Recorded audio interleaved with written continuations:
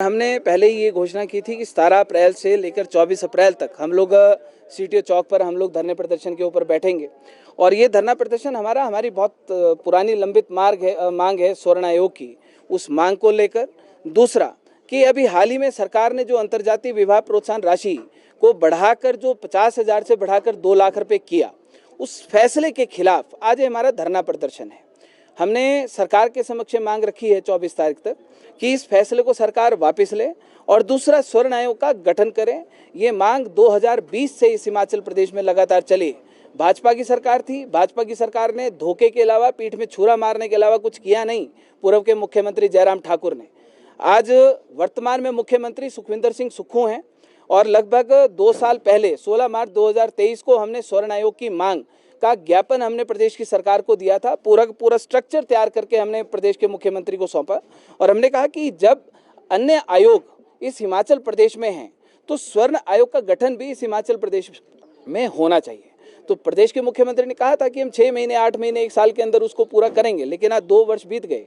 इस प्रदेश का आज कर्मचारी सड़कों के ऊपर है, आज वृद्ध हैं, कोई भी है, आज ट्रेजरी में आज पैसा नहीं है, जो ठेकेदार हैं, ठेकेदार आज सड़कों के ऊपर हैं, उनके पैसे नहीं मिल रहे हैं काम करने के बावजूद। लेकिन इस प्रदेश के मुख्यमंत्री के पास, इस प्रदेश की सरकार के पास एक बेटी के स्वाभिमान के ऊपर चोट करने के लिए पैसा है। बेटी साहब किसी की भी हो, वो चाहे स्वर्ण समाज की हो, चाहे वो किसी भी वर्ग की हो, हिंदू की हो, मुसलमान की हो, बेटी किसी की नहीं भागनी चाहिए। बेटी हर बाप के सिर की पगड़ी होती है और बेटी हर भाई का एक स्वाभिमान होती है। और इस सरकार ने, प्रदेश के मुख्यमंत्री ने, जहां इस हिमाचल प्रदेश पर फाइनेंशियल क्राइसिस चरम सीमा पर है, वहीं पर बेटियों की बोली लगाते हुए उन्होंने वो 50,000 रुपये से लेकर 2 लाख रुपए की वो राशि कर दी। ऐसी सरकार को ऐसी क्या नौबत आ गई थी? मैं इस प्रदेश के मुख्यमंत्री से और सरकार से, इन 68 विधायकों मंत्रियों से मैं पूछना चाहता हूँ, आप जातिवाद करते हैं, आप छुआछूत की करते हैं। क्या किसी की बेटी के ऊपर इनाम रखकर आप जातिवाद या छुआछूत दूर कर लेंगे? वो खाई गहरी होगी कि वो खाई बढ़ेगी।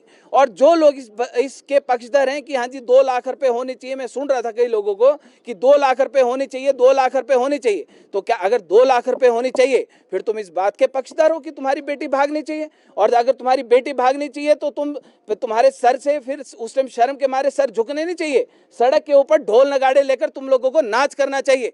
हमने कहा, रुमित सिंह ठाकुर ये बात क्लियर कहता है, बेटी हर घर का, हर बाप की पगड़ी होती है, हर भाई का स्वाभिमान होता है।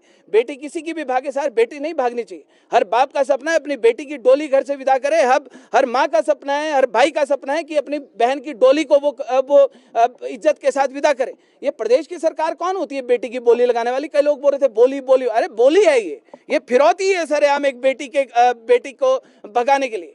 आज अगर कोई लड़की को हमारी भगाता है, जिसने अपनी मनमर्जी से शादी करनी है करे, कौन रोक रहा है? परिवारों की आपसी रंजामंदी के तहत शादियां होती हैं, कोई मना नहीं करता, लेकिन तुम एक बेटी को भगाने के लिए 2 लाख रुपए फिरौती दे रहे हो। तुम्हारे पास और लोगों को देने के लिए पैसे नहीं है, इसलिए सरकार ये फैसला वापस ले। दूसरी बात, स्वर्ण आयोग जब इस देश में, जब जानवरों के लिए आयोग है, जब इस देश में बच्चों के लिए आयोग है, महिलाओं के लिए आयोग है, अनुसूचित जाति आयोग है, अल्पसंख्यक आयोग है, 36 प्रकार के आयोग है, तो स्वर्ण आयोग बनाने में इस प्रदेश की सरकार को दिक्कत क्या है? क्या जब औरों के अधिकार है तो क्या हमारे अधिकार नहीं है? क्या इस देश का संविधान 140 करोड़ लोगों के लिए नहीं है? अगर कोई लोग बोलते जी संविधान हमारा है, संविधान हमारा, क्या हमारा नहीं है?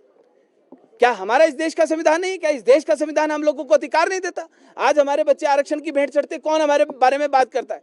दूसरे पक्ष के लोग तो आ जाते हैं कि नहीं हमारे अधिकार है। हमारे अधिकार कहाँ है साहब? हमारे लोग भी तो गरीब हैं, हमारे बच्चे भी तो गरीब हैं, उनके बारे में कौन बात करेगा? कोई बात नहीं करता। इसलिए ये 2 मांगे लेकर हम लोग आज यहाँ पर अनशन पर बैठ रहे हैं। 24 तारीख को सचिवालय का घेराव होगा और बात सीधी है, जब तक हमारी मांगों को पूरा नहीं किया जाएगा, इस प्रदेश की सरकार सुन ले, मंत्री विधायक सुन ले, आप लोगों को पता है हमको अपने इंट्रोडक्शन देने की आवश्यकता नहीं। धर्मशाला में भागने की जगह दी थी, शिमला में जगह नहीं देंगे। 24 तारीख से पहले अगर प्रदेश की सरकार हमारी दोनों मांगों को पूरा करती है, रुमित सिंह ठाकुर वादा करता है, इस प्रदेश के मुख्यमंत्री को मैंने पहले भी किया था, तब भी हम लोगों को धोखा मिला, लेकिन आज दोबारा करता हूं कि इस देश में किसी नेता के ऊपर, किसी मुख्यमंत्री के ऊपर इतने पूरे जीवन में फूल नहीं बरसे होंगे। 1 घंटे के अंदर हम आपके ऊपर भी इतने फूल बरसा देंगे अगर हमारी मांगे मानी जाती हैं। दूसरा, अगर हमारी मांगे नहीं मानी जाती साहब, तो आप सचिवालय के अंदर, हम सचिवालय के बाहर। आप गोली चलाएंगे, जात के ठाकुर सीने के ऊपर गोली खाएंगे, लाठी चलाएंगे पुलिस को। आप, ये तो पुरानी कहावत है कि जब जब सरकारें डरती हैं खाकी को आगे करती हैं। आप अगर दोबारा डरेंगे खाकी को दोबारा आगे कर देना।